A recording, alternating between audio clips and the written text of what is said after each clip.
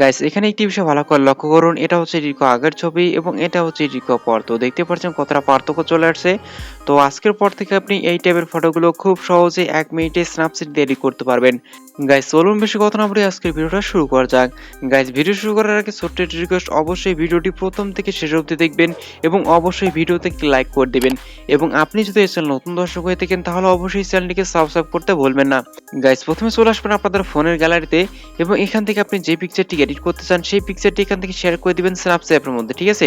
তো আমি এখান থেকে পিকচারটিকে স্ন্যাপসিড অ্যাপের মধ্যে শেয়ার করে দিলাম। তো পিকচারটি স্ন্যাপসিড অ্যাপে শেয়ার করার পর এরকম একটি ইন্টারফেস শো করবে। গাইস প্রথমে আপনি এখানে টুলসে ক্লিক করে দিবেন। তো নিচে পেয়ে যাবেন টুলস, এখানে একটি ক্লিক করে দিবেন, ঠিক আছে? তো আমি এখানে টুলসে ক্লিক করলাম। তো এরপর গাইস আপনি এখান থেকে পেয়ে যাবেন ভিনটেন্স, ঠিক আছে?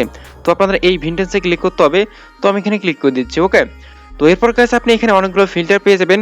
তো সবার শেষে আপনি 12 নম্বর যে ফিল্টারটি পেয়ে যাবেন, সো এটাতে আপনি একটি ক্লিক করে দিবেন, ঠিক আছে? তো আমি এখানে ক্লিক করে দিলাম। তো এরপর গাইস আপনি এখানে অ্যাডজাস্টে চলে আসবেন এবং এখান থেকে পেয়ে যাবেন স্যাচুরেশন, ঠিক আছে? তো আপনাদের এখানে মাইনাস করতে হবে। তো আপনি এখান থেকে ফুল 100 মাইনাস করে দিবেন, ঠিক আছে? তো এরপর গাইস আপনি সবার উপরে পেয়ে যাবেন ব্রাইটনেস, তো এটাকে আপনাদের হালকা একটু প্লাস করতে হবে, ঠিক আছে? তো আমি এখান থেকে হালকা একটু প্লাস করে দিচ্ছি। তো এরপর গাইস আপনি এখানে রাইট বাটনে ক্লিক করে চলে আসবেন, ঠিক আছে? তো নিচে পেয়ে যাবেন রাইট বাটন, এখানে একটি ক্লিক করে চলে আসবেন, ওকে? তো আমি এখান থেকে রাইট বাটনে ক্লিক করে চলে আসলাম। তো এরপর গাইস আপনি উপরে পেয়ে যাবেন এডিট, আপনার এডিট অপশনে ক্লিক করতে হবে। তো আমি এখান থেকে এডিট অপশনে ক্লিক করে দিলাম, ওকে? তো এরপর গাইস আপনি এখানে পেয়ে যাবেন ভিউ এডিটস, এখানে একটি ক্লিক করে দিবেন। তো আমি এখানে ক্লিক করে দিচ্ছি। তো এরপর গাইস আপনি এখানে পেয়ে যাবেন ভিনটেন্স, ঠিক আছে? তো আপনাদের এখানে একটি ক্লিক করতে হবে। দেন এখানে পেয়ে যাবেন ব্রাশ, ওকে? তো আপনাদের ব্রাশে ক্লিক করতে হবে, ঠিক আছে? তো আমি এখানে ক্লিক করে দিলাম। তো এরপর গাইস আপনার সামনে এরকম একটা ইন্টারফেস শো করবে এবং সবার নিচে পেয়ে যাবেন ইনভার্ট, ঠিক আছে? তো আপনাদের এখানে একটি ক্লিক করতে হবে। তো আমি এখানে ক্লিক করে দিলাম, ওকে? তো এরপর গাইস আপনি নিচে পেয়ে যাবেন ভিনটেজ, তো এটাকে আপনার 0 করতে হবে, ঠিক আছে? তো এই যে দেখতে পাচ্ছেন এর অপশন, এখানে ক্লিক করলে 0 হয়ে যাবে। তো আমি এখান থেকে এটাকে 0 করে নিলাম, ওকে? তো এরপর গাইস আপনি পিকচারটিকে একটু জুম করবেন এবং আপনাদের ফেস এবং স্ক্রিনের মধ্যে এগুলোকে অ্যাপ্লাই করে নেবেন, ওকে? তো আমি এখান থেকে তাড়াতাড়ি অ্যাপ্লাইগুলো করে নিচ্ছি।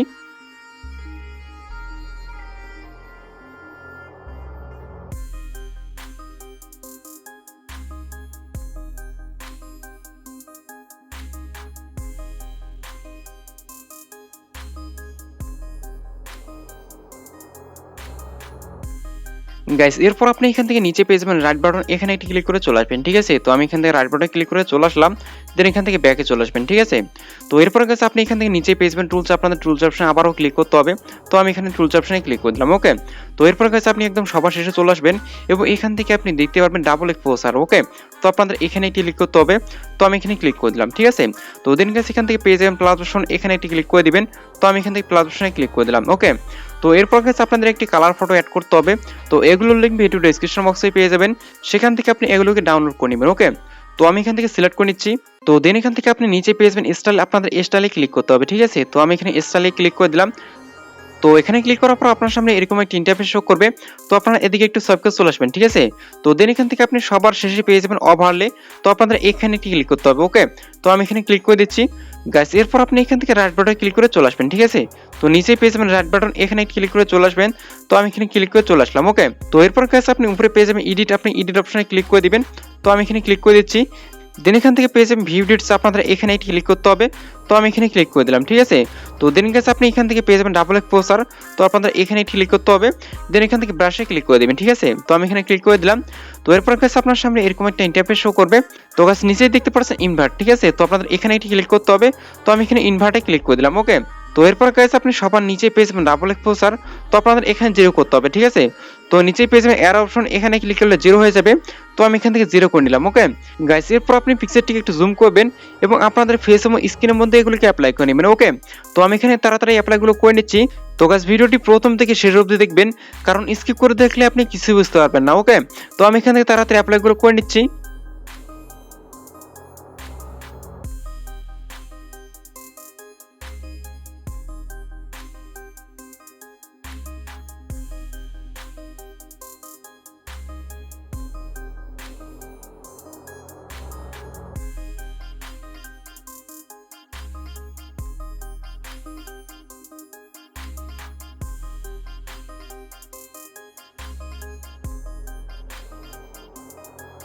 গাইস এরপর আপনি এখান থেকে রাইট বাটনে ক্লিক করে চলে আসবেন। তো নিচে পেয়ে যাবেন রাইট বাটন, এখানে একটি ক্লিক করে চলে আসবেন, ঠিক আছে? তো আমি এখান থেকে রাইট বাটনে ক্লিক করে চলে আসলাম।